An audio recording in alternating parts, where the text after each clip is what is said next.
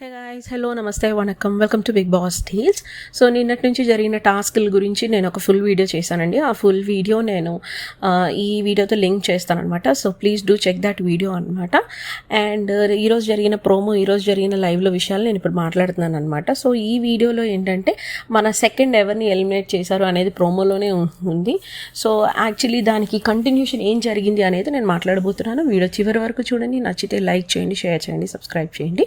So ఈ వీడియోలో Sreeja second bell పట్టుకుంటుంది అనమాట. శ్రీజ బెల్ పట్టుకున్నప్పుడు ఇమ్మాన్యుయల్ని ఎలిమినేట్ చేస్తుంది. యాక్చువల్లీ నాకు ఈ ప్రోమో చూసినప్పుడు శ్రీజ మీద కోపం వచ్చింది. బికాస్ యూజువల్గా అమ్మాయి చాలా లాజికల్గా మాట్లాడుతుంది, చాలా పాయింట్ ఆన్ డాట్ ఉంటుంది. ఎందుకు ఇలా చేసి ఉంటుంది అనుకున్నాను. సో లైవ్ చూసినప్పుడు అర్థమైంది. తను ముందు రీతు ఎప్పుడైతే కళ్యాణ్ని తీసేస్తుందో తనకి చాలా కోపం వస్తుంది రీతు మీద. కానీ అప్పుడు ఇమ్మాన్యుయల్కి మాట ఇస్తుంది. ఇమ్మాన్యుయల్తో కూడా మాట్లాడుతుంది, నేను నీకు సపోర్ట్ చేస్తాను, రీతుని తీసేస్తానని. సో ఇమ్మాన్యుయల్ కూడా కాన్ఫిడెంట్గా ఈ అమ్మాయి తనకే సపోర్ట్ చేస్తుంది అని అనుకుంటాడు. కానీ అక్కడికి వెళ్ళిన తర్వాత తను ఒక రీజనింగ్ ఇస్తుంది. ఏంటంటే, ఇమ్మాన్యుయల్ లాస్ట్ టైం నేనే నీకు సపోర్ట్ చేశాను, నేను నీకు బాల్స్ అవి కొట్టి నేను నీకు ఫేవర్ చేశాను కదా, సో అందు గురించి ఈసారి నేను నీకు సపోర్ట్ చేయలేను. ఎందుకంటే నువ్వు ఆల్రెడీ కెప్టెన్ అయ్యావు, నువ్వు నీ ఓన్ రీజన్స్తో నువ్వు ఆ కెప్టెన్సీని వదులుకున్నావు. దాని గురించి నేను మాట్లాడట్లేదు. కాకపోతే నేను నీకు ఆల్రెడీ ఒకసారి సపోర్ట్ చేశాను. సో నేను సపోర్ట్ చేయని వాళ్ళు ఒక ఇద్దరు ఉన్నారు, రీతు అండ్ రాము.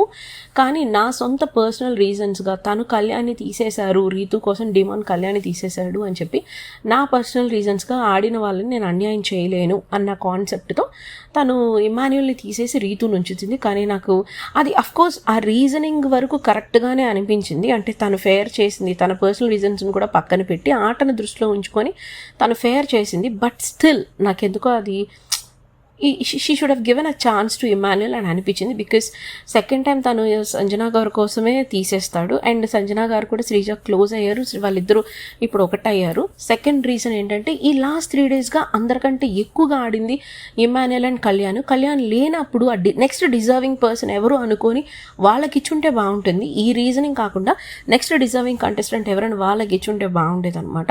సో అటు ఇమ్మాన్యుయల్కి రాలేదు, ఇటు రీతుకి రాలేదు. అటు కాకుండా వీళ్ళు కొట్టుకొని ఇంకొకరిని ఎవరినో చేసినట్టు రాముని చేశారు. I'm happy for Ramu, but అందరికంటే ఎక్కువ ఆడింది అయితే వీళ్ళిద్దరు కదా. సో నాకు అందుకు కొంచెం అయ్యో అనిపించింది. సో మీకు ఏమనిపించిందో కామెంట్ సెక్షన్లో చెప్పండి. అండ్ అలాగే ప్లీజ్ లైక్ చేయండి. అలానే మీ ఫేవరెట్ కంటెస్టెంట్ ఎవరో కూడా చెప్పండి. ఎవరైతే మీ ఫేవరెట్ కంటెస్టెంట్ వీళ్ళు అని చెప్పి వాటికి ఎక్కువ లైక్స్ వస్తాయో దాన్ని బట్టి ఓటింగ్ అనాలిసిస్ని చెప్పడానికి ఈజీగా ఉంటుందన్నమాట. So please do like, share and subscribe. Bye.